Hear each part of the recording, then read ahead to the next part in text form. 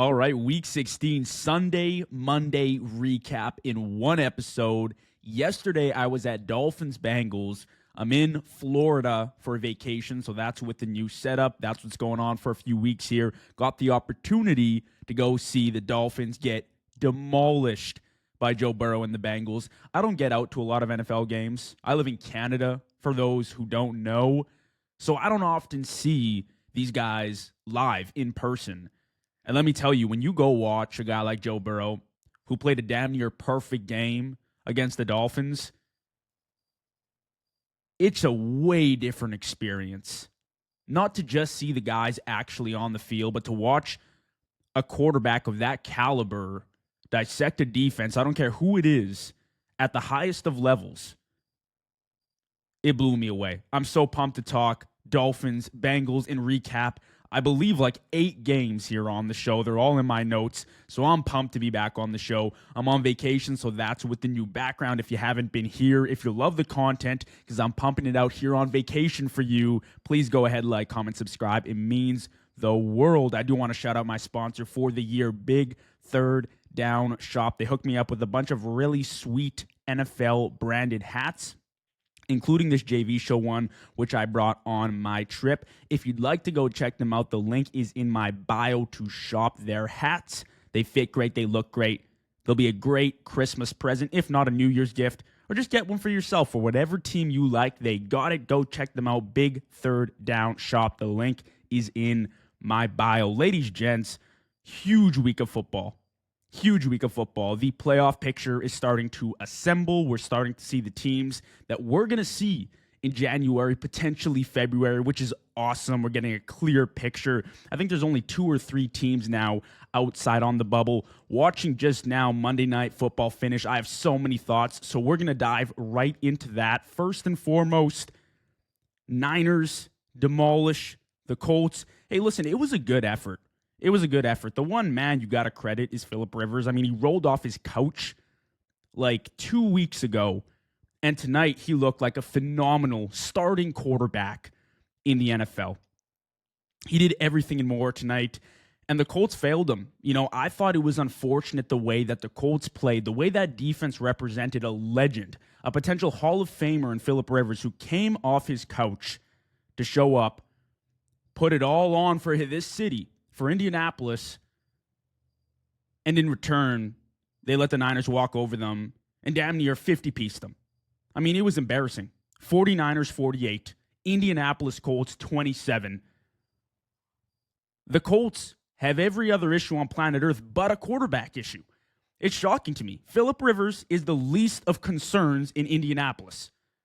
That's the last thing I thought I would say after tonight. Philip Rivers looked like the starting quarterback, like he'd been in the league for the past 5 years, demolishing NFL defenses. He has not missed a beat. Last week, when we saw him against Seattle, that was Philip Rivers on 5 days' notice, playing one of the best defenses in the NFL. Tonight against a Robert Saleh defense, a unit that's been solid all year long, Philip Rivers went off. Let's read out the stats for you this evening. 23 of 35, 275 yards, 2 touchdowns, an interception, a 97 passer rating. At 44 years old, Philip Rivers looked like a great quarterback, like he deserved to be out there, like he was meant to be on the field. His feet were way better. He was moving the pocket a lot better, a lot smoother. Obviously, there are the mobility restrictions, but for what he showed us tonight, I thought it was great. He made a pass, completed one, scrambling out to the left. Aikman was laughing at him. I don't blame him, but that's pretty impressive to me. The heart that Philip Rivers has shown these past few weeks, the intensity, the passion. He's acting like he's played on this team all year long.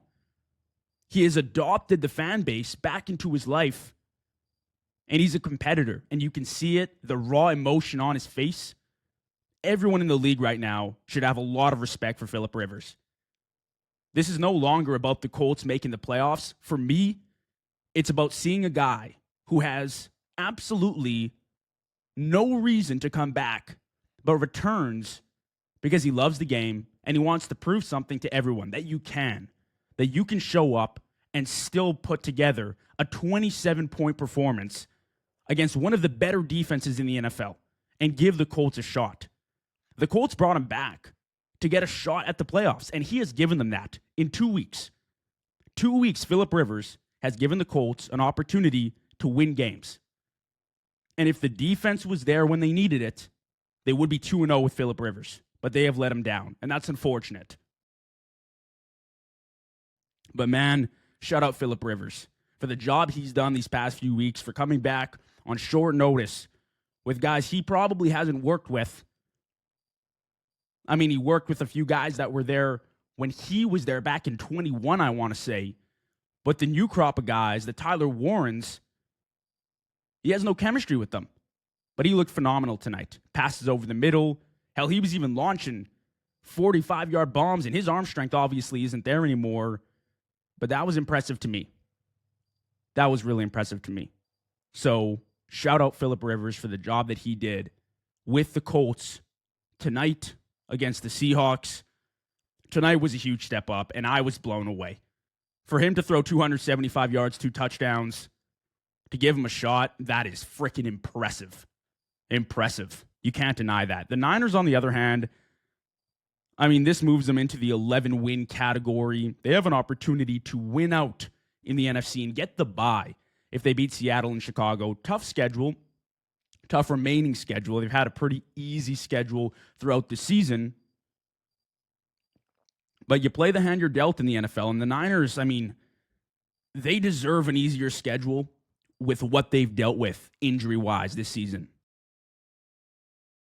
What Shanahan has done is beyond impressive. And I know we have guys like Liam Cohen and Ben Johnson and Mike Vrabel who are coaching new teams this year. Ben Johnson, Liam Cohen, first-time head coaches, and they're having a ton of success, and they're at the top of their divisions, and they're balling out. But I got to say, what Shanahan has done, he's well-deserving of the Coach of the Year award.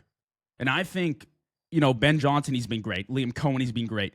Mike Vrabel, he's been phenomenal with the Patriots. He was my original selection for Coach of the Year. But Shanahan, this is freaking impressive, my friend.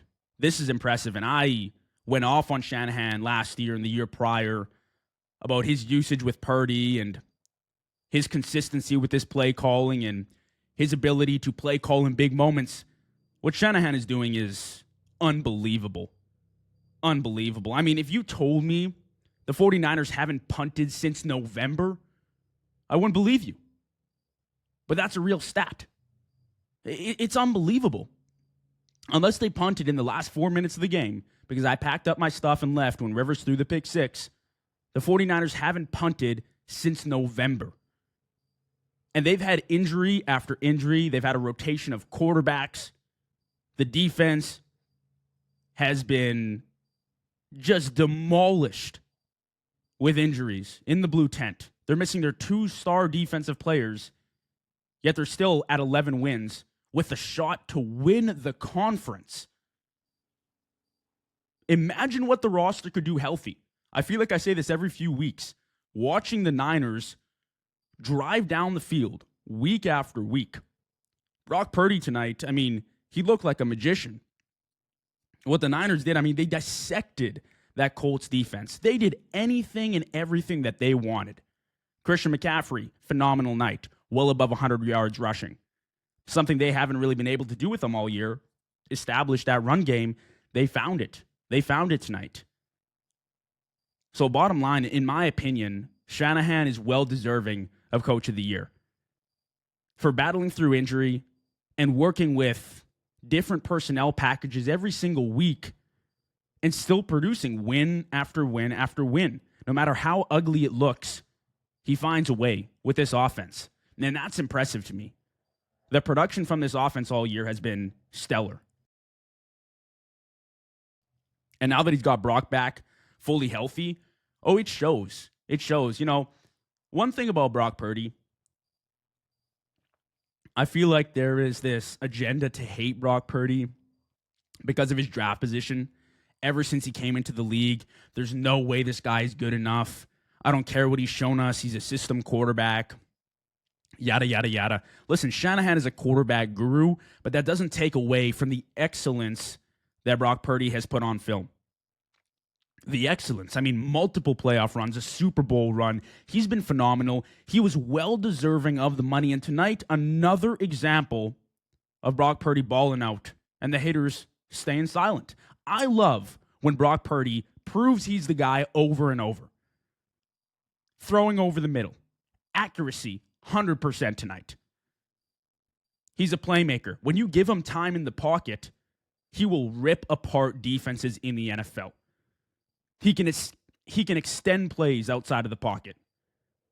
He can find guys downfield. There are obviously drawbacks in his game, as there are for every single quarterback, but he's the guy for this offense. Let's check the stats for tonight. 25 of 34, 300 yards, 5 touchdowns, an interception, 126.8 passer rating. There is no doubt in my mind that Brock Purdy is the guy. The history proves it. The playoff runs, he's been there for all of them with Shanahan. He has led the Niners year after year to the playoffs and won them playoff games. He's good in the big moments. Check. He had an injury earlier on this season. There were people saying, swap Purdy for Mac Jones. Mac Jones is the starter. You're a fool. You're a fool. The athleticism, the playmaking, the abilities that Brock has, they're just that much better than Mac Jones. And that's not a diss to Mac Jones. It's just who Purdy is. Feathering passes in the bucket tonight. Lethal in the red zone. He checked every single box and more. If I'm San Francisco, I'm extremely comfortable and confident in my quarterback heading into the playoffs. That's one area that I just feel like I don't need to address. And he's missed his number one receiver, Brandon Ayuk, all year long. And Ricky has been in and out of the lineup. And George Kittle has been in and out of the lineup. And yet he still gets it done consistently. How can you hate the guy? He has exceeded all expectations for being Mr. Irrelevant and deserves every single penny he's getting. Lethal quarterback. I love Brock Purdy. Get me a freaking jersey, man. Get me a jersey. Brandon Ayuk, that guy's a clown. I'm sorry, we're going to go off on a little bit of a tangent here, but now you're posting speeding in your nice car past Levi Stadium, going however fast, 100 miles per hour or whatever it is. You had everything. You begged, you whined, you asked for the money, you sat out. You were a big-ass baby. They paid you the money, and now you don't want to work for the team? You don't want to play for an organization that gave you the money, bought into you, that's having a whole lot of success right now? You're a clown. You're a freaking clown. You're a disgrace to this organization. One of the best organizations in football history. And you're just a joke. You're a joke. You treat them like garbage. I hope they just boot you right out of the organization. I'm happy that they just said, we're done. We're done. You had one good season. You got overpaid, and now you're acting like a fool. The Niners don't need you, and they're proving that every single week. That's my beef. That's my rant for tonight on Brandon Ayuk. That was Niners, Colts. Look, if the Niners win out and they win this conference, I'm going to be really impressed. Like, really impressed. I thought they would make the playoffs this year, but to win the division and the conference, if they can beat Chicago and Seattle, two legit teams, that'll be really impressive. All right. Let's move over to the Sunday games. We got a whole lot of them to discuss here. First and foremost, Bengals 45, Dolphins 21. The game that I was at. So I got an opportunity to see the Dolphins just fall apart. I mean, it's kind of been the story all year long. I know they went on a little bit of a run there for like 4 or 5 wins in a row, but we all saw the teams they were playing. I mean, listen, the thing with the Dolphins, and yeah, I saw Quinn Ewers. I think it was his first start in the NFL. He looked all right. Like, it could have been a lot worse, but it definitely wasn't like an A-plus game, like a B, maybe C+B. Wasn't incredible. Wasn't the worst thing I've ever seen. I've never been bought into this whole McDaniel Tua situation in Miami.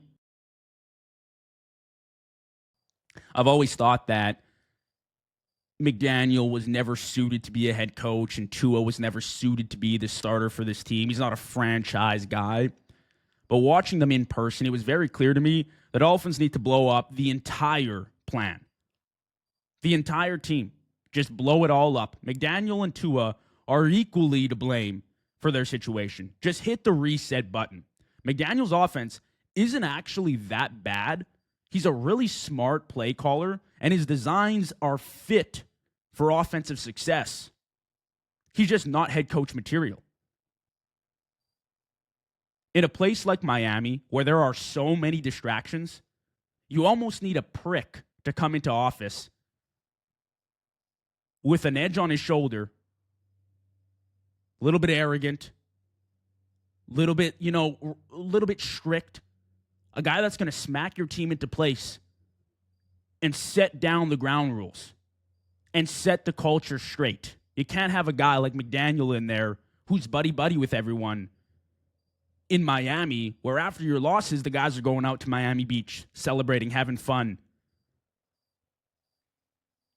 You need a guy like Vrabel to come in and set the standard. A guy like Tomlin to come in and set the standard. As much as I get after Tomlin, the one thing that's always hit in Pittsburgh is the standard. The standard is the standard. That's the quote, right? Up in the locker room. That's the famous Mike Tomlin quote. The Dolphins don't have that. And it doesn't help that their starting quarterback, who's been concussed over and over and over again, and honestly, from a health perspective, should have retired a long time ago, is also not a leader. Tua's being paid $50+ million, and he's the third string emergency quarterback. I mean, the whole situation is a disaster. I want a no-nonsense head coach to come in, blow up the entire operation, start from ground zero, and build up, just like Dan Campbell. Look at how Dan Campbell turned around the Lions. Probably easier, the environment in Detroit, nothing much going for them there. All you got is football. It's cold, it's harsh, it's dark. Miami's a different situation, and I saw it firsthand. So many things to do. You can see the downtown from the stadium. It looks phenomenal. It's almost like magical in a sense. You need a strict guy to walk in and set things straight. So I say blow it up. McDaniel can find his role in the NFL as an OC, involved in an elite offense. But as a head coach, I say no. And Tua's not the franchise guy. And obviously, it's like too early to say, but you are more than welcome to look at quarterback. Like, I don't think Quinn Ewers is anything to go crazy about necessarily. But like I was saying with the Bengals, with Joe Burrow is different. I'm telling you, he's a superstar going to waste. And when you watch him in person, you get a whole new perspective on how dangerous he really is. People who question Burrow missing the playoffs have nothing better to do. They don't watch the games. They don't take time to analyze the player that Joe Burrow is. We can have fun debates, but nobody is really putting the blame on Joe Burrow for this team's success or lack of success. Watching him play in person, like I said, is a way different experience. Mentally, he is just so far ahead of everybody else on the field. And I know it's the Dolphins, but watching a near-perfect 300-plus yard, 4-touchdown game with an 146 passer rating really puts things into perspective for me. He picked apart the defense, and it all starts right here. He's not the most athletic guy. He doesn't jump out at you like a Lamar or a Josh Allen does. But he beats you with the mind and his arm. He is lethal. He was putting the ball in literally like the 1% section of the field. The 0.0001% section of the field. Where you could not even imagine a DB comes close. It's just unfair. There's no way of stopping it. I mean, you can put pressure on him. He moves the pocket pretty well. Like, he's got good movement, and he'll last in the NFL because his arm is just A+. Right behind Stafford. He's right up there with Rodgers. Like, he's going to be the next one of those guys. And listen, I just can't stress enough seeing him play in person, and I know there weren't any playoff implications. So maybe it's a little bit easier to play when you're not, I don't know, stressed about making the playoffs or making the plays. But I see Joe Burrow do this year after year after year, and he is sold short by his defense and his offensive line. But the one thing I'm certain about is Joe Burrow has always been top 5. I don't know if he's better than Allen, Lamar, Mahomes, but he's right there. Burrow's in the A tier of quarterbacks. I don't know how you can debate that. Like, again, like I said, like, you can go on the media and you get bored, right? Like, if you're talking, if you're a sports analyst, you get bored. You want to spice things up. Cool. Blaming Joe Burrow for anything is a joke. And the reason his PR is so good, or whatever you want to say to cope with the fact that he's just a baller, is because his team lets him down. So anytime he does throw 2 interceptions, it's like, okay, well, yep, probably lost us the game, but what are you going to do? You know, what are you going to do? We would have won 1 game without him. At least we're 9-8. So that's my perspective on things with the Bengals and Joe Burrow. And that takeaway was very clear after watching him demolish the Dolphins 45-21 on Sunday. Let's go Chargers 34, Cowboys 17. Another quarterback that I just think is severely underrated. You know, another thing where people go after the playoff success, which is really a team stat, but it's fine. We'll play into the whole narrative that it's on Justin Herbert. Listen, another guy like Joe Burrow, who I just think has an immense amount of talent. Herbert desperately needs a playoff win for his national respect. Because people in the media who can't see past the 0 playoff wins think Justin Herbert is overrated, which he's not. What he's done this year without any protection is honestly a miracle. When he's had a left tackle, he was in the MVP conversation. He's missing his 2 start tackles pretty much all year, and he has still gotten the Chargers to 11-4 in the playoffs, and they look great. He should not be moving that well at his size. He moves extremely well for his size. He climbs the pocket, throws the ball on the run. He's a huge playmaker. He can take over games. The only thing holding him back from elite recognition is his playoff resume, or his lack of playoff success. I disagree with the narrative that playoff wins should impact the ranking of a quarterback, because at the end of the day, it does really depend on the team you got. It does. Now, people will say, okay, well, then who's the GOAT, right? Is Brady the GOAT? Well, why is he the GOAT? Because he's got the 7 rings? Yeah, things get sticky there, right? Then you got to sit back and be like, okay, let me analyze things. Who really is the greatest quarterback of all time? Well, it depends how you define it. We can go down that rabbit hole another day. But for me, when I'm ranking current quarterbacks, you have to take into account their situation. Right now, Herbert's situation with no offensive line, it's impressive what he's doing. But I will say, the Chargers this year have been impressive as a team. They have. The defense has shown up big time. The weapons have been excellent. Even though injured in the backfield, they've been pretty productive.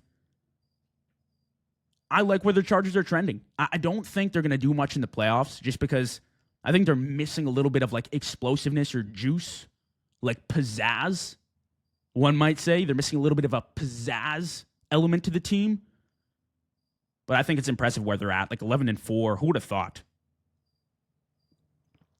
Especially missing Joe Alt, Rashawn Slater. Those really hurt. Like those injuries hurt. Those stunk for sure. I will say if those guys were back, Like, the Chargers would be a problem with a healthy O-line. Like I said, the only thing holding them back is the protection.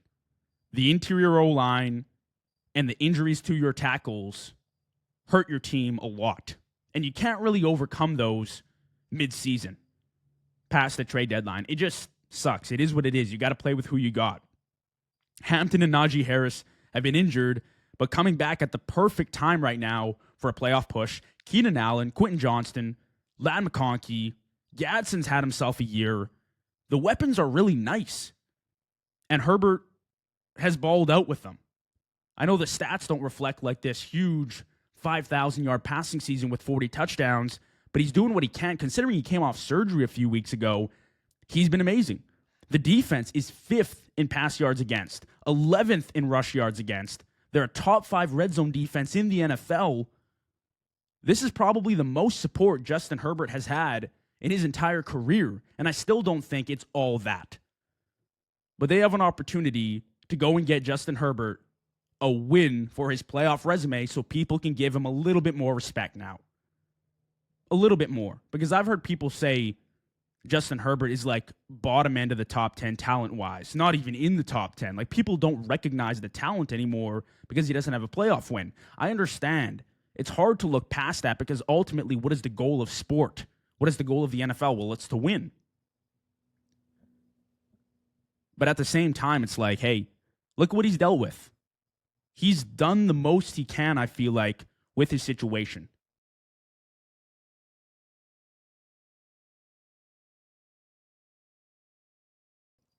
So I'm a big Herbert supporter. If you couldn't tell already, I'm a big fan. And I hope he gets his win this year, although it's going to be tough. I definitely don't think they're the favorites in any game they play. But if they saw like the Steelers, for example, that might be cash money. It might be cash money. You might get a playoff win from Herbert, and then we can kind of settle the debate for a little bit at least. Cowboys, on the other hand, I mean, don't think they're making the playoffs. I believe they're mathematically eliminated now. Look, I never thought I'd say this, but Dak doesn't deserve this. He's had an incredible year. Dak is having an elite season from top to bottom. And I didn't think this was going to happen. I hesitated on Dak this year. I wasn't sure, coming back from the injury, getting a little up there in age. I didn't know. He's second in pass yards, third in passing touchdowns. He's got the 7th highest EPA from a quarterback this season. He had 250 yards, 2 touchdowns, on 116 passer rating against the Chargers, and the Cowboys still got dog walked by the Chargers. What else do you want from the guy?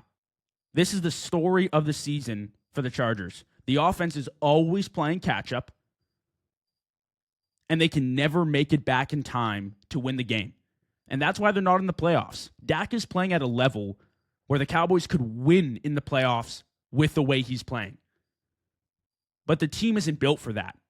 They let go of Micah. There are huge weaknesses on the defensive side of the ball. Eberflus is not the defensive coordinator for the team.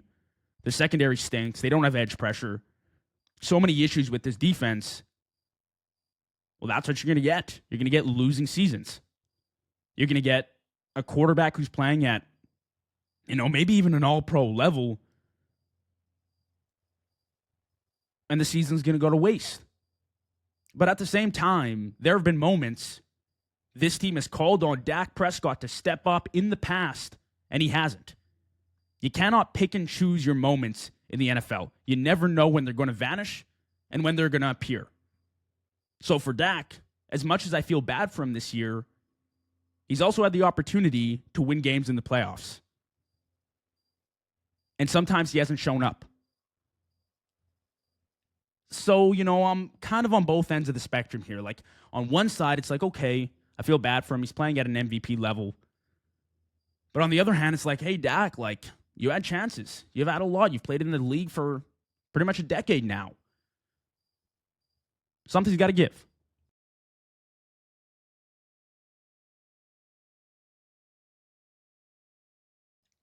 The Cowboys are an interesting team. Now you're faced with this whole George Pickens contract. Look, in my opinion, and I've watched George Pickens all year, he's been just phenomenal, in my opinion. I'm a big receivers guy. So obviously, I think getting George Pickens back would be wise. Honestly, like assessing the situation and knowing where the Cowboys are at and seeing how this offense has produced this season, the Cowboys need to get George Pickens back this offseason. I truly believe it. Having one or two crash out, reckless players can actually benefit a team. If you haven't played football, you might not know what I mean.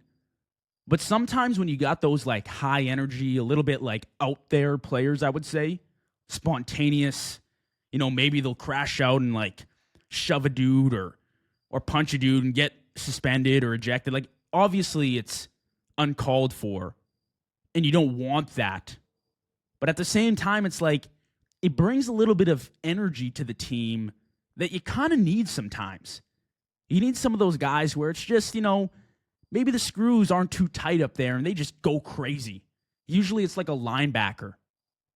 But if it's a receiver and they're producing and they have like 1,400 yards on the season, but, they're going to be like a little bit off their rocker, maybe that can benefit your team a little bit. And I think if the Cowboys have that in George Pickens and everyone else can kind of stay neutral and you have a guy like Dak who can mediate things, it could be helpful. Like, the only reason I'm saying that is because the offense this year has been phenomenal. This offense hasn't been this dynamic since Amari Cooper and CeeDee Lamb and Zeke. And Pickens clears the numbers Coop was putting up at the end of his career with Dallas.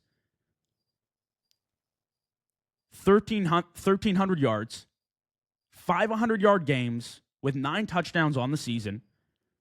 You can let him go and still look good, but then you're limited. Then it's CeeDee Lamb, and who's next? Kevontae Turpin? I don't know. You're going to need somebody else. And I think the offense is too electric with George Pickens to just let him walk.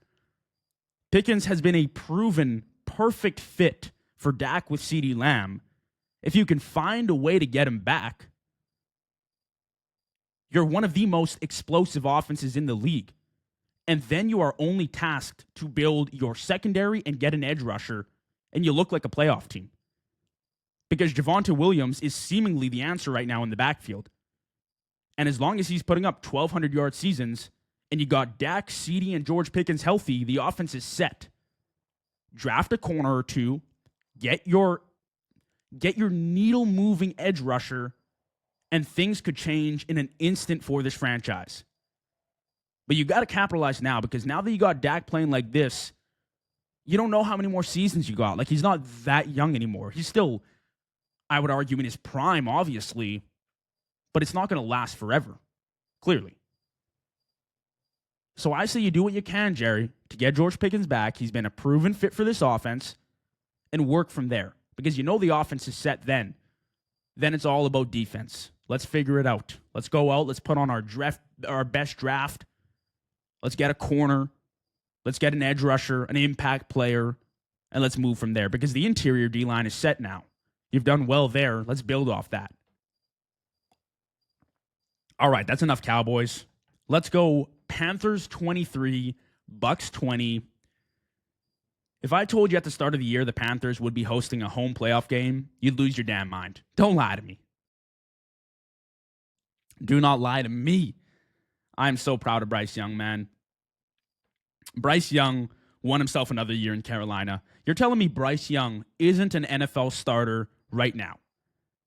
His biggest critique is inconsistency. That's it. The only issue I have with Bryce Young is the consistency of his performances. He's had 4 games above an 100 passer rating this year and 4 games under a 65 passer rating this year. It's just too inconsistent. But overall, he's been really, really successful. As a third-year guy who people gave up on, Bryce Young has impressed everyone, and he's challenging the critics to retract their statements and watch the games. His passing stats are all relative to his passing attempts. He's 17th in passing attempts, 16th in passing touchdowns, 20th in pass yards. With more volume, Bryce Young could be a really good quarterback in the NFL. They just got to trust his arm a little bit more. And that comes with the consistency aspect. The playmaking gives you the most hope. Escaping pressure for a touchdown against the Bucs, that was elite football. And these are the raw facts. This is the first season Bryce Young has been given a realistic shot at the playoffs with a credible roster, and he's 8-6 leading his division. How can you give up on the guy right now? I'm not saying he's entering top 15 conversations, but at the end of the day, if you're seeing growth year over year from your young quarterback, you got to keep giving him opportunities, especially now that you have built the roster properly. And you know, I'd ask you, have the Panthers made it out of the mud?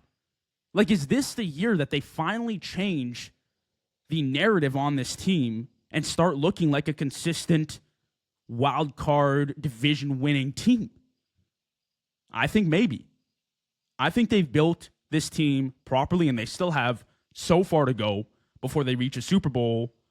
But this has been impressive from the Panthers, and I called this earlier on in the season. I said if they win 7 games, I wouldn't bat an eye. I wouldn't be surprised whatsoever. And they've won now 8. And they're in control of their own destiny in the playoffs, potentially playing a home game. That is wild. You have this young but explosive offense. You found your wide receiver one in the draft, Ted McMillan, likely hitting 1,000 yards. He's got 7 touchdowns on the season. Rico Dowdle and Chuba Hubbard, in a league where the run game is being prioritized, have become an elite 1-2 punch. Bryce Young is taking steps forward. And the defense has been surprisingly solid this year. They're middle of the pack for sure, but understand where they are coming from.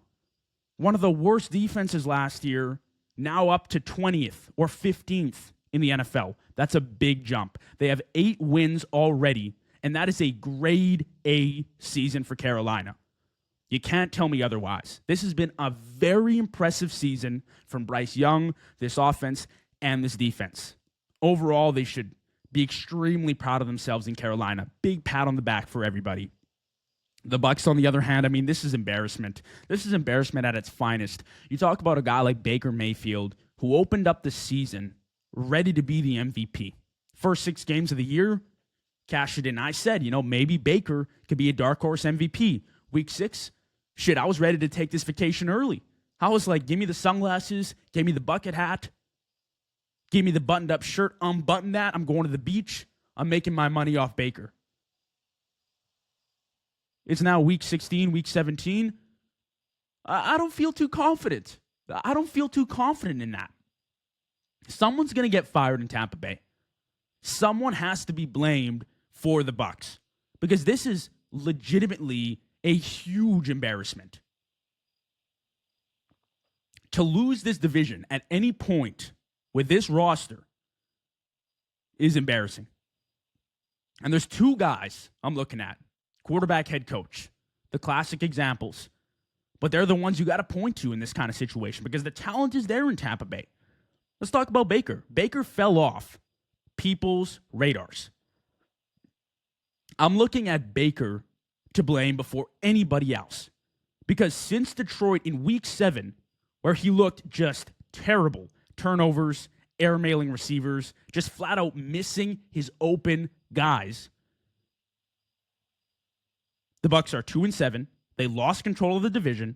He's averaged a 75.4 passer rating. On a full season scale, that would rank 31st among starting quarterbacks, only above J.J. McCarthy. And his touchdown to interception ratio since week 7 has been 11-7. I won't lie. Baker has played well enough to win some of these games, but he's not walking away from this free of blame, because he hasn't been very good since the Bucs hit their stride in week 5 and 6.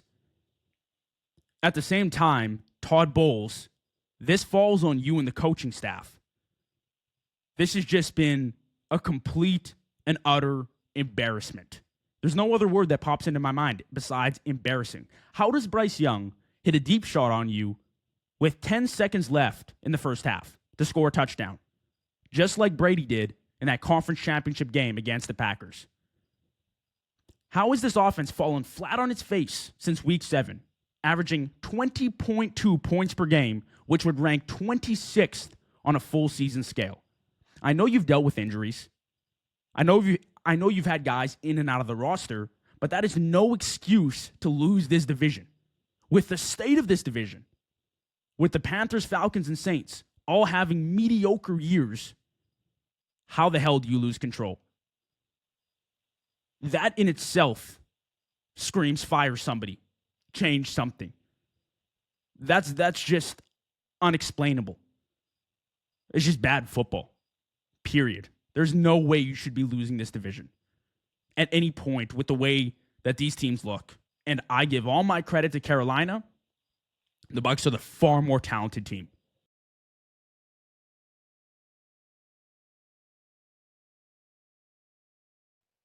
All right, enough of that shitty-ass division. I'm done. Let's move on to better things. Buffalo Bills 23, Cleveland Browns 20. My Bills, yes, I'm wearing a Jags jersey right now. I'm in Florida. I like to toss on a different jersey once in a while just to support. You know, I'm a big NFL guy first, but I love my Bills. So yes, to avoid any confusion, I am a Bills fan here. Let me tell you something about our team this year. You know, I have lost a lot of faith in this roster, but they just keep bringing me back. They keep bringing me back, baby. This week, you know, a win is a win. Sometimes they're going to look a little bit ugly, but that's the NFL. You got to win some of those ugly games. The one guy I'm looking at this week is James Cook. James Cook, he's been phenomenal all year. You know, and I've kind of avoided this because I love my boy Josh. And it doesn't help my argument that he's all alone out there. But he's not. Like James Cook is elite. Josh Allen isn't necessarily all alone. I'll admit. He's had an offensive player of the year caliber season behind that beast of an offensive line. He leads the NFL in total rushing yards. He's second in rush yards per attempt. He's this highly explosive athlete who has dominated defenders with nearly 1,000 yards after contact this season. Teams load the box against this guy. 4th highest box defender average for running backs. And he still breaks out routinely to the second level with explosive runs, with huge touchdown plays. He's 4th in rushing touchdowns with 12 on the season, and he's really been there all year long to answer the bell when Josh Allen has fallen short. On a roster with 0 receiver help, 0 talent in the receiving department, James Cook needs to be the guy we can rely on in the playoffs. And all year long, he's been that guy. Joe Brady can't fall away from this running system going into the playoffs. You can't. You need to buy into James Cook and Josh Allen on the ground. That's how we win games. James Cook has been phenomenal. If he wins Offensive Player of the Year, might be a little bit shocked. JSN has had a seriously incredible year, but he's well deserving of an award. So I wouldn't be shocked. Let's say that. I think JSN probably deserves it. But James Cook, what he's doing, it's impressive. And again, credit to the big boys up front. That's impressive too, what they've done. They've always been really solid protecting Allen. The one guy I just can't stand in Buffalo with our organization is Brandon Beane. Brandon Beane is going to be executed by the mafia if we don't win this year. And I mean that seriously. Like, there are going to be some people really angry with this guy and his management of this roster. The lack of support on offense is still mind-boggling to me. I know you got James Cook and a great offensive line, but how do you not get a receiver? Anybody. He literally said, here you go, Josh Allen. Go do it without a number 1 or number 2 option to throw to. And we still don't have a difference maker at edge rusher. And I still question our secondary despite what the stats say. Brandon Beane is a conservative GM. And if you watched the league at all this year, you'll know that conservative teams fall behind really quickly. If you've seen Scarface, really great movie. If you haven't seen it, highly recommend it. Famous quote, you want a guy with steel in his balls, Tony. You want a guy with steel in his balls. You want a guy that is not scared to make the move. Buffalo has been desperate for a GM that makes the move, the Micah move. When you know the chance is there to move the needle, we haven't had that. And if we fall short this year because our supporting cast fails Josh Allen and James Cook, I will lose my damn mind. I will lose my damn mind. Because it's too much of this. Every year, it's the repetitive story. It's the same thing over and over and over. Something's got to change. The Browns, on the other hand, listen, I rarely say this about defensive players because it's an offensive player award, but I'll say this about Myles Garrett. Myles Garrett would be in the MVP conversation if the Browns weren't so poverty. He is far and away the best defensive player in the league. He might be the best of our generation, but I have a lot of respect for Aaron Donald and what he did for me growing up as a kid, for this generation of athletes. But the thing about Myles Garrett, he is just so freaking dominating. And now that I've really started to watch football these past few years, I didn't really get to enjoy Aaron Donald. Watching Myles Garrett, it's teach tape every single rep. Not only is he walking straight into the Hall of Fame, he's about to break the single season sack record, and he takes over star left tackles every single week. He will match up against the best of the best and make them look like high schoolers. Nobody in the game right now is as purely dominating as Myles Garrett. The sack record is right there for the taking, and that would just be the icing on the cake and the FU to Cleveland to get their shit together, because you have a 6 straight all-pro player. He's had 8 straight 10-plus sack seasons, and this will be his 6th straight all-pro year. Cleveland has to get their stuff in order, because there isn't anyone even close to this beast, this mammoth of a human being. The time is now. He's the only defensive player that I recognize as like a serious, and I mean like serious threat. There are guys out there like Pat Surtain, reigning defensive player of the year, Micah Parsons, he's been great. There are guys. But Myles Garrett is in a tier all by himself. It's the Myles Garrett tier, and then A, B, C. He's that freaking good, man. You watch the tape, you will just be blown away. And I've talked about the Browns this year a lot. I feel like I've gone over them quite a bit here in this draft class. And now I'm feeling like, maybe they look for quarterback in the draft. Maybe they look this offseason free agency. Maybe there's someone kicking around. Maybe not. I don't have anything against Shedeur. Shedeur has come back to life. And the Browns should keep all their doors open for potential quarterbacks this offseason, either the draft or free agency. That's not a knock on Shedeur. Shedeur hasn't given me this unreal rookie year where I'm confident in the guy, but he also hasn't been nearly bad enough to say you're done. I say keep giving him a chance. But the Browns are actually trending in the right direction, believe it or not. You have your edge rusher, you have your future running back, your future tight end, your future linebacker. It's time to start investing in this offense. Find yourself a really solid quarterback, maybe that's Shedeur, and protect him. Invest in the O-line in your quarterback. Whoever the quarterback is, he needs a number 1 receiver, and he needs protection. That should be the focus of this upcoming free agency and the draft. And from there, you can build. Go after a number 1 in free agency. Go after an alpha receiver in free agency and build the O-line with the rest of the money and the draft. And decide on a QB, whether it's the draft, whether you like a prospect, or whether you stick with Shedeur.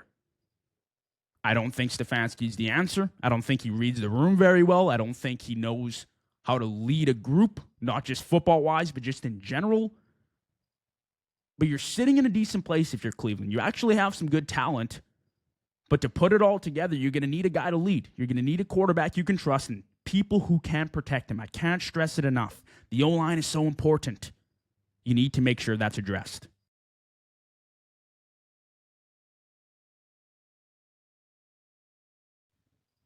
Now, in other news, I'm wearing the jersey today because they won. Jaguars 34, Broncos 20. Great game. Two heavy hitters. Two teams I could easily see in the AFC Conference Championship this year. All right, I've avoided it. It's enough. I'm going to talk about Trevor Lawrence. I bashed on the guy. I did. You win some, you lose some.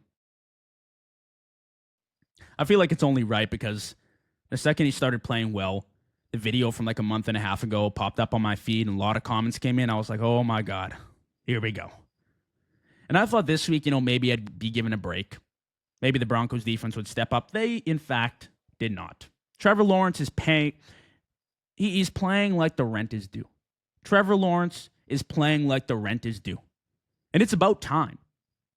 We've waited how long? 5 years? I called him a bust considering his projection coming out of college. I'll eat my words for now. He's had 4 straight lights out performances. No turnovers in 4 weeks.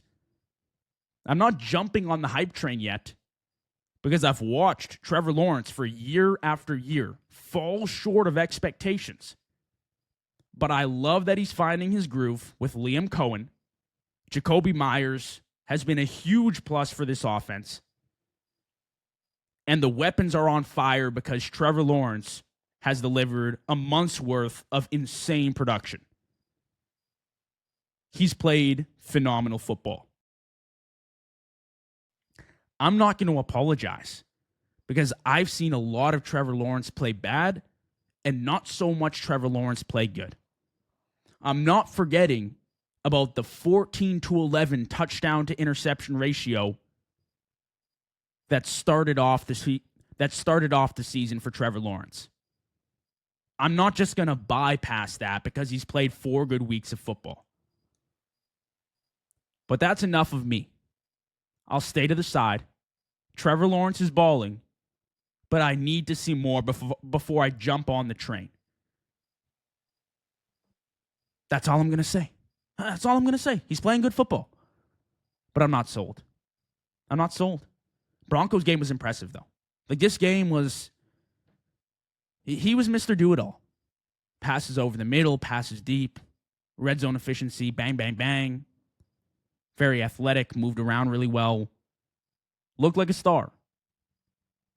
I'll eat my words for now. I'll get my laugh later. Jacoby Myers, he's been huge. I mentioned him talking about Trevor Lawrence. Jacoby Myers is the number 1 receiver in Jacksonville. It's not BTJ. It is not Parker Washington. It is not Travis Hunter. It is Jacoby Myers. He really does everything for this offense. Trevor Lawrence has trusted him from day one. Going deep, you can trust him to come down with the rock. Across the middle, he's made some wild catches already for the Jaguars. Sometimes receivers come into an offense midseason and they kind of fade away. By the time they're in full stride, they've either been knocked out of the playoffs or they've won a Super Bowl, I guess, or they didn't make the playoffs, one of the 3. I don't think that's the case for Jacoby Myers. They just gave him the bag for a good reason. They are 6-1 since he has arrived. And he is a large component of this offense. He's such a smooth route runner, and his game is really complete. We saw a little bit of that in Vegas, but now that he's in a proper Liam Cohen system where they are using him and starting to figure out his max potential, they're finding a way for him to become the number 1 guy. And he's slowly but surely filing into that role for this offense. So I'm proud of Kobe. Like, he's had himself an amazing back half of the season. He's already got 3 touchdowns with the Jags. He's an impact player. He's going to be huge down the stretch and in the playoffs for this team. Broncos, listen, you get beat by 14 at home. Maybe not what you expected. This was an 11-game win streak. Let's talk about Bo Nix real quick. Bo Nix is rising up to the occasion. Bo Nix is rising up to that franchise label. Since week 12, he's thrown for 300 yards per game. He's got 6 passing touchdowns. He's now got the Broncos at 12-3, took them on an 11-game win streak. And just like last season, he's playing the best football when it matters, when it counts, to close out the season. He's maneuvering the pocket at a very high level. The playmaking has increased. He made some perfect passes against the Jaguars. Blitzed against the Jags. Cortland Sutton touchdown back at the end zone. Cortland Sutton 4th and 3 fade route against Green Bay. We can nitpick parts about Bo Nix's game, but I don't think it's a coincidence he's had so much success already as a young quarterback in the league. Back-to-back playoff appearances with Denver. Back-to-back 10-plus wins in his first 2 seasons as the starting QB. He was Sean Payton's guy, and there's a good reason why. You're telling me he's on track for 4,000 yards in year 2 and still has only average weapons? Yeah, Bo Nix is serious. Yeah, Bo Nix is going to be the guy. You got to believe in Bo. Imagine if they got a legit number 2. I love Sutton, by the way. I love Sutton. He is making every single penny that Denver paid him worth it. I think this loss for Denver was crucial. Denver needed to be smacked in the face. This was great for them. If you've played football, and you do need to play to get this feeling. If you've played, you'll know that when you lose, it's not great, it's not ideal, but sometimes it's beneficial. More times than not, especially this late in the season when you're a successful team, obviously, it can be beneficial. You didn't want to walk into the playoffs with a bye and on a 14-game win streak. That's extremely dangerous. I've learned sometimes that the best thing that can happen to you is to lose, to fall back, to come short, because it humbles you and it almost resets your process late in the season, exactly when you can make adjustments for the playoffs and analyze your weak points and fix them. All I think this has done for Denver is it has lit a fire under the asses of this team, and now it's go time. You still control the AFC. Bo Nix is playing phenomenal football. Cortland Sutton is making every penny worth it. The defense is still an elite top-shelf unit. I think the run game needs to get going with R.J. Harvey, who's an extremely explosive back, to take some pressure off this pass attack with Bo Nix, which, let's be honest, can still be limited with the weapons that they have. The Broncos are fine. Do not jump off the bandwagon. Do not jump off the Broncos train, because this win was big for the Jaguars, also for the Broncos. This loss was big. It's going to mean a lot for them. If you haven't played, maybe you won't get it. But when you lose, it's just a different feeling. It's like, oh, I want it badder. I want it more. I'm craving it now. You know, there was a little bit of it, but you forgot about how hungry you really were when you were winning. When you lose, it's a different feeling. I think this was big for the Broncos. Let's move over now. Steelers 29, Lions 24. This has been a phenomenal episode, by the way, guys. If you're listening all the way through, I really appreciate it. We got 2 more games here to cover. I'm feeling great. This was a big game. You know, I think the Lions effectively get eliminated here from the playoffs. They still have a chance. You got to win out. You're also banking on teams losing. I don't like being in that position personally. Obviously, I love controlling my own destiny. But yeah, this was bad for the Lions. Steelers come out and, yeah, they get a big win. Mike Tomlin, the big 9.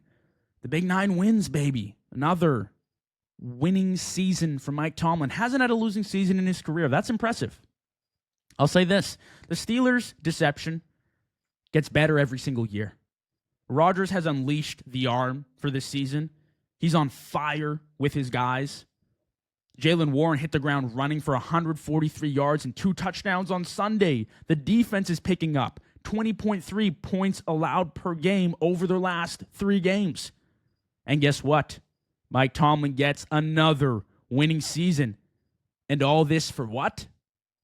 Another wild card knockout. The Steelers need to see a team like the Chargers for a win in the wild card. And I don't even think they get it, to be honest with you.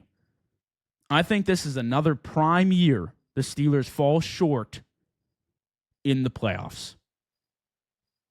Honestly, I see nothing different. Like, they're playing a little bit better than they were at this point last year, but I don't trust it. No way. I have tried to trust the Steelers. I have tried to buy in.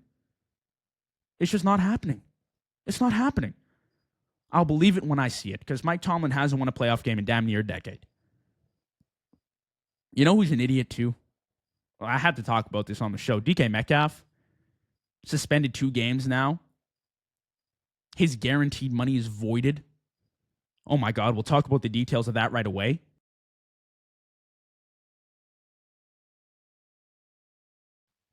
But first, just my thoughts on DK. I'm watching it. I'm watching the replay. I'm watching the highlights. The only thing that comes to mind, DK Metcalf is an idiot. He's an idiot. I don't care what the fans said. There are 60,000 fans at the stadium watching you. Thousands of cameras on DK Metcalf. And you decide to grab the fan's wig. You decide to grab the fan's wig and swing at him. Why on earth would you do that? What did you expect to happen? You're now suspended 2 games without pay. It hurts your team. It hurts the Steelers trying to compete for a playoff spot. And you've voided $45 million guaranteed in the future. Because a fan said something to hurt your feelings. I am by no means confirming or denying what the fan said. I am not siding with the fan. I don't believe DK would lash out for absolutely no reason. The fan is probably an asshole, and he should be removed from sports games, period. There is no place in sports for stuff like that, if the reports are true. But regardless, no matter what the fan said, you can't assault anyone at any point. We don't hold you to a higher standard because you're an athlete. You're a role model wearing that jersey for a bunch of young kids who don't know any better, who are Steelers fans at heart, and they see that, and that is a bad representation of who you should be as a human. I'm not siding with DK for what the fan might have said or what he did say. I don't care about that. Because the fan is nobody. And you are DK Metcalf. Equally, person for person, you guys are the same. You both bleed red. You guys are both human beings. But understand the situation. Understand the situation and where you are, DK Metcalf. Understand you're on the field. You should be focused on the game. But instead, you're interacting with a fan who's heckling you. I bet you any money, a lot of fans have said a lot worse or equal to players on the field. And they haven't done that. You can't punch a guy. You can't swing at a guy. Now, it's true. If a guy said some crazy stuff like that to me, if a guy came at me and the reports are that he said something about his mom and called him a racial slur, that is terrible. That is absolutely terrible. You can't do that at all. And there's no place, not just in sports, but in the world for that kind of person. You're a loser if you do that. If you show up to the games, you do that. You're a freaking loser. You're the scum of the earth. And I would have a reaction too. I'm not sitting here and saying I'm perfect. But DK, please, You're now costing the Steelers an opportunity at the playoffs. You've now cost yourself a bunch of guaranteed money and your image. Your self-image, it's somewhat destroyed. That's not what a role model does. That's not what a guy who has worked his ass off, but is also privileged to wear that Pittsburgh Steelers helmet, that historic jersey. That's not what they do. You got to be better, man. You got to be better. I was very disappointed, to be honest with you. I just thought it was so dumb. So dumb watching it. Anyways, that's my rant on DK and the Steelers. The Lions. We've learned something this year. I knew this. A lot of people knew this. Dan Campbell needs 2 coordinators to succeed. This is not a criticism on Dan Campbell. He was hired to come into Detroit and change the culture. And that's exactly what he did. He got them their first playoff win in over 3 decades. This guy changed the franchise. He gave hope to the fan base. He is not so much an X's and O's guy as he is a motivator and a leader and someone who sets the standard. This is exactly what I was talking about in Miami. You look at the Dolphins, they are missing somebody like Dan Campbell. They would die for somebody like Dan Campbell. Dan Campbell came in and did his job for the Lions. But as a result, you need a guy like Ben Johnson to run the offense. Dan can do it, but it is limited. This is not a knock on Dan Campbell as a coach. He knows his role. He was brought in as a culture changer. He sets the standard. He is the role model you look up to. He will look you in the face when you're interviewing him post-game after a loss, and he will tell you we suck today. He won't make excuses. He's not going to chat about the refs, yada, yada, yada. He puts the blame on himself, and he says we will be better. And usually they are. He has brought so much life to Detroit. But again, he needs the support system. He needs the people around him to succeed, as a lot of coaches do. And I'm fine with that. Losing both coordinators to head coaching jobs isn't ideal for a lot of people. It helps when you call the offense, when you're an Andy Reid or a Sean Payton and you're the head coach. You get a little bit more consistency there. That's where Dan Campbell kind of falls short. But again, what did you bring him in for? Did you bring him in to call the plays, or did you bring him in to set the culture? Now you got to get an OC and a DC. I mean, Shep has done good with what he's got. The defense has kind of been torn apart with injuries this year, but it's like, that's what you're getting out of Dan Campbell. I would say in this game, I mean, I know there's a lot of controversy about the refs and the officiating and this and that, and I hate blaming the refs, man. I do. I just think it's unbelievable. I just think it's a dumb excuse, especially when you're 8-7. It's like the refs haven't screwed you all year. Maybe there have been some bad calls that have gone the opposing team's way, but it's like, there were opportunities for you to win. And I think after that game, the last play was a little bit confusing. I didn't even get a clear explanation. I didn't know what happened. Was there a whistle blown? Was there not?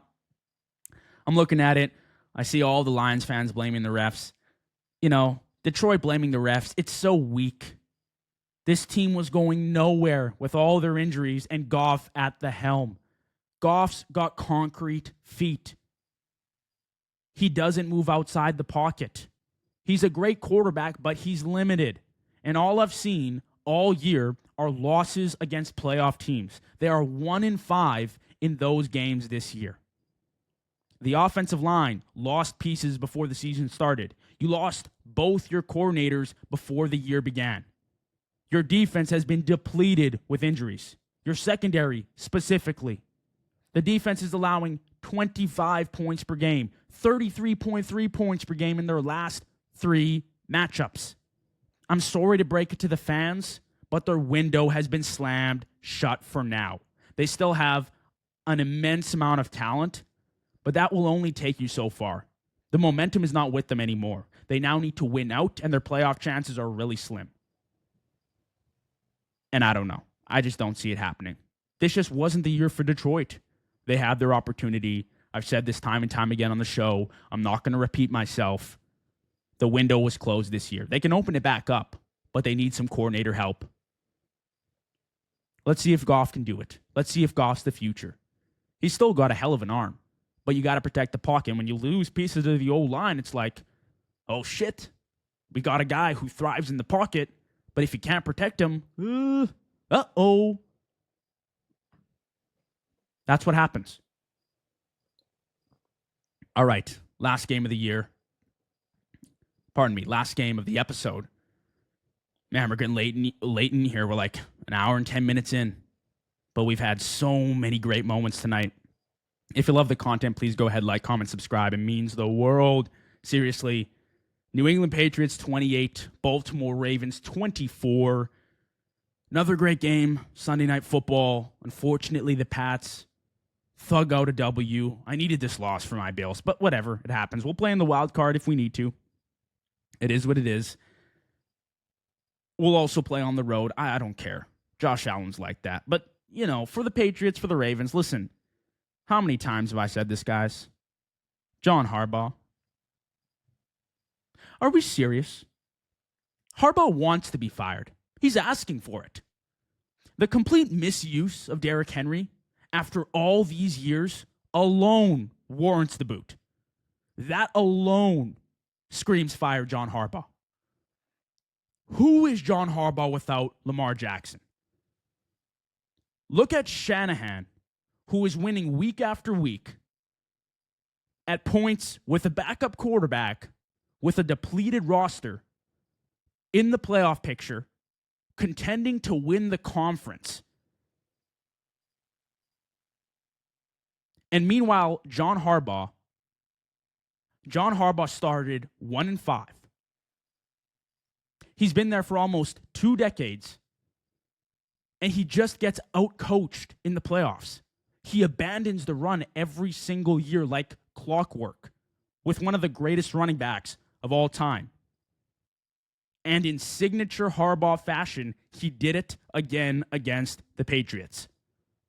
Up 2 scores, Derrick Henry vanished, and the Patriots slowly but surely took over the game. It is about damn time. The team has lost its step this year, and that starts right from the top.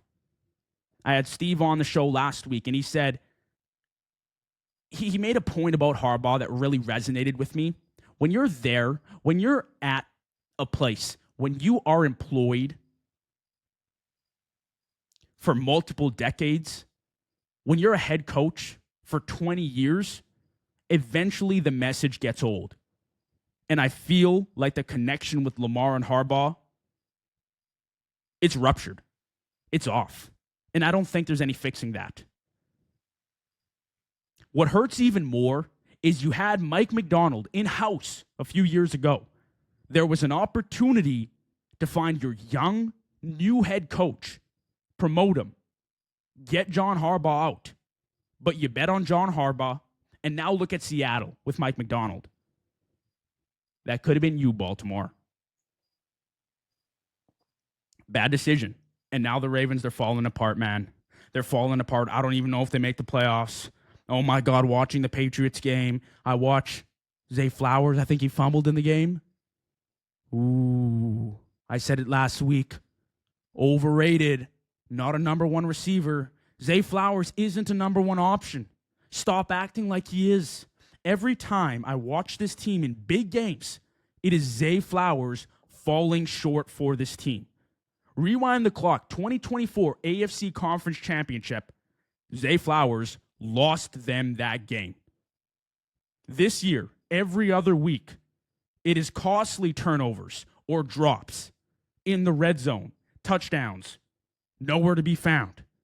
Nothing impresses me about his game. He's not this savvy route runner. His hands are mediocre. He's undersized. Lamar has never played with a number 1 receiver, a true alpha, dominant number 1. And Zay Flowers is far from that. I don't care if he had a Pro Bowl vote. I don't care if he made the Pro Bowl. I don't care about the stats he puts up. When I watch him play, there is nothing that screams to me about his game I am the alpha. It's shocking that Lamar threw 40 touchdowns with only 4 interceptions last year. It's a miracle. Who is he throwing to? Likely Mark Andrews, Zay Flowers. Who is he working with right now? DeAndre Hopkins. All due respect to Nuke. You're nearing the end of your career. He's got literally nobody. He does not have a good receiving room. And Zay Flowers always finds a way to fumble the game away or be on the wrong side of playmaking. I don't get it. But you get walked down by Drake May. He's had a phenomenal season. I got to admit, as a Bills fan, Drake May is emerging as an elite quarterback in the NFL. He has veteran qualities in year 2. He's a scary processor of the field. He is so composed and deadly in the pocket. His arm is just surgical. The way he feathers the ball exactly where it needs to be, it must make his receivers' jobs so easy for the ball to be stuck to you like a damn magnet. And for all the box score watchers, he finally threw for 300-plus yards. 380 yards, 2 touchdowns on 108 passer rating versus the Ravens on the road, prime time with a W. And he's won 12 games so far for the Patriots. He's still young. He needs refining and work just like any other quarterback in the league, but you are lying to yourself if you're saying he's not way ahead of schedule. I mean, he's an MVP candidate in his second season. There are very few QBs comparable in their second year historically to Drake May. He's having an all-time year. And he's a big reason why the Patriots are so successful with Mike Vrabel, with the way this defense is balling, and with the way the weapons are emerging. Kyle Williams, he's been great.